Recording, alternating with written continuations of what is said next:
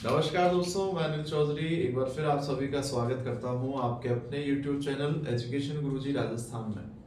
दोस्तों, जैसा कि आप सभी को पता है, 1 फरवरी से पीटीआई सेकंड ग्रेड के सेकंड पेपर के लिए एमसीक्यू क्लासेस हमारे द्वारा चलाई गई, जिसके लिए बहुत से स्टूडेंट्स ने कहा कि सर क्वेश्चंस की मतलब तादाद बढ़ाइए या क्वेश्चंस की रेंज बढ़ाइए, ज़्यादा कीजिए क्वेश्चंस। तो आज से थोड़े ज़्यादा 10 क्वेश्चन से ज़्यादा करवाए जाएंगे, यानी क्लास में अब ज़्यादा क्वेश्चन होंगे। ठीक है, एमसीक्यू पीटीआई सेकंड ग्रेड के सेकंड पेपर से। तो पहला प्रश्न देखिए, हमारे मस्तिष्क में बुद्धि का केंद्र है। 4 ऑप्शन है। अगर आपको प्रश्न जो भी करवाए जाएं, आपको अगर आते हैं तो आप उनको मन में सोच लीजिए, अगर नहीं आता है तो आप देख लीजिए। पहला ऑप्शन है सेरेबुलम, दूसरा है सेरेब्रम, तीसरा है मेडुला ऑब्लिगेंटा और चौथा है कोई नहीं। तो इसका सही उत्तर है सेरेब्रम।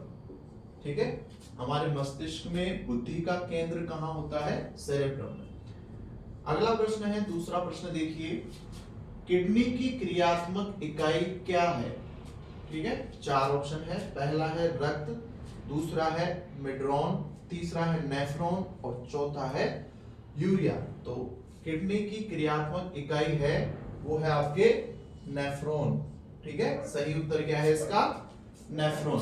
अगला प्रश्न देखिए, क्वेश्चन नंबर तीसरा, विटामिन डी की कमी से कौन सा रोग होता है? विटामिन डी की कमी से कौन सा रोग होता है? पहला है रतौंधी, दूसरा है बेरी, तीसरा है सह है, ये तय नहीं है, तीसरा है स्कर्वी और चौथा है रिकेट्स। तो विटामिन डी की बात हो रही है, और विटामिन डी की वजह से किसकी कमी से, विटामिन डी की कमी से क्या होता है? हड्डियां कमजोर होती हैं, और हड्डियों से संबंधित रोग कौन सा है? रिकेट्स। ठीक है, तो इसका सही उत्तर होगा विटामिन डी की कमी से कौन सा रोग होगा? रिकेट्स। ठीक है, और विटामिन ए की कमी से होता है रतौंधी। ठीक है, कौन से? विटामिन ए की कमी से।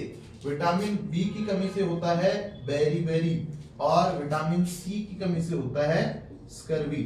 ठीक है, अगला प्रश्न देखिए, चौथा प्रश्न है, कौन सा विटामिन शरीर की टूट फूट में सहायक है? Vitamin A, vitamin B, vitamin C या विटामिन डी? तो शरीर की टूट फूट में सहायक वाला विटामिन है विटामिन सी। ठीक है, अगला प्रश्न देखिए, ग्रोथ विटामिन किसे कहते हैं? ग्रोथ करने में सहायक, आपके शरीर की ग्रोथ करने में सहायक कौन सा विटामिन है? ए, बी, सी या डी? तो इसका सही उत्तर है विटामिन ए। ठीक है, अगला प्रश्न देखते हैं, छठा। चलिए आगे के प्रश्न देखते हैं। अगला प्रश्न है, छठा प्रश्न है, बॉडी बिल्डर न्यूट्रिएंट्स किसे कहते हैं? बॉडी बिल्डर न्यूट्रिएंट्स किसे कहते हैं? पहला है शर्करा, दूसरा है वसा और तीसरा है प्रोटीन और चौथा है गेहूं। तो बॉडी बिल्डर न्यूट्रिएंट्स है आपके प्रोटीन। ठीक है, अगला है 7वां प्रश्न, एचआईवी टेस्ट के लिए कौन सा परीक्षण किया जाता है? वेट टेस्ट, वायरल टेस्ट या एलिसा टेस्ट या इनमें से कोई नहीं? तो एचआईवी टेस्ट के लिए जो टेस्ट किया जाता है वो है एलिसा टेस्ट। ठीक है, अगला प्रश्न है, हड्डी में कौन सा लवण सबसे अधिक होता है? तो हड्डी में आपके कौन सा लवण पाया जाता है? Calcium phosphate, calcium carbonate, magnesium fluoride या सोडियम क्लोराइड? इनमें से हड्डी में कौन सा लवण पाया जाता है? तो हड्डी में आपके कैल्शियम फास्फेट पाया जाता है। 9वां प्रश्न देखिए, जीन्स का, जीन्स यानी वो जो अपन पहनते हैं वो नहीं, जीन्स, जीन होते हैं ना वो, तो जीन्स का संवहन कहाँ होता है? डीएनए में, आरएनए में, एंजाइम में या इनमें से कोई नहीं? तो जीन्स का जो संवहन करते हैं वो होते हैं डीएनए में। ठीक है, अगला प्रश्न है 10वां, विश्व स्वास्थ्य संगठन वर्ल्ड हेल्थ ऑर्गेनाइजेशन की स्थापना कब हुई? 4 मई 1966, 7 अप्रैल 1948, 1 मई 1949 या 24 जुलाई 1952? तो विश्व स्वास्थ्य संगठन WHO की स्थापना हुई थी 7 अप्रैल 1948 को। ठीक है, अगला प्रश्न देखते हैं।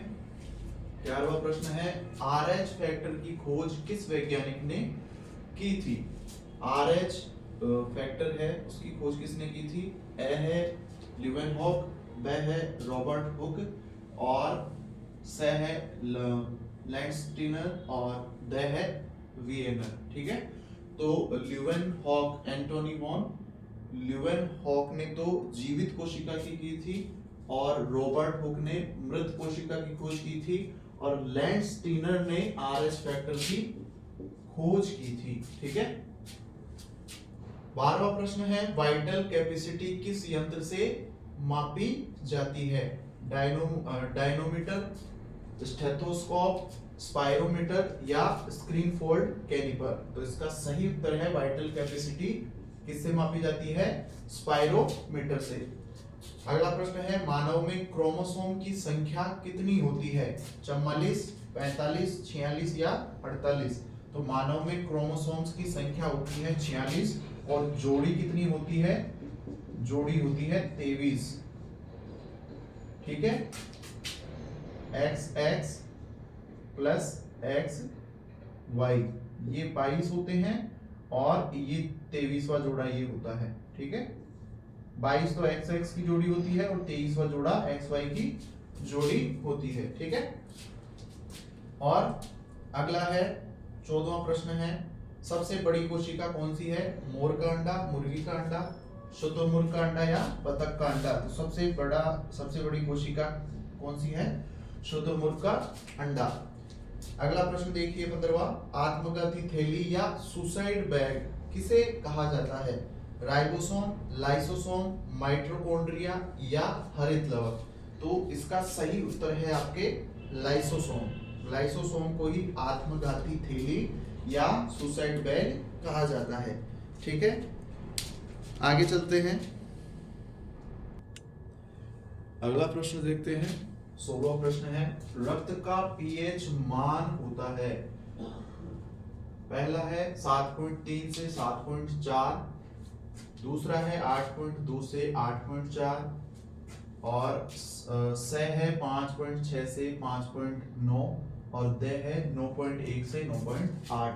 तो रक्त का पीएच मान होता है 7.3 से 7.4। ठीक है, अगला प्रश्न है 17वां, कौन सी रक्त कोशिका रक्त का थक्का बनाने में सहायक है, आरबीसी, डब्ल्यूबीसी, प्लेटलेट्स या फैगोसाइट।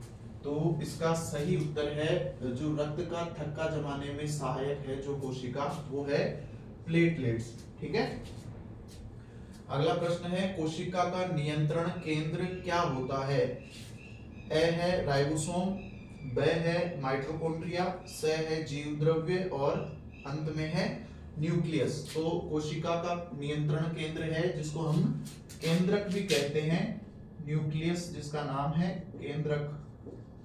ठीक है, तो इसका सही उत्तर हो जाएगा न्यूक्लियस जिसको केंद्रक भी कहा जाता है।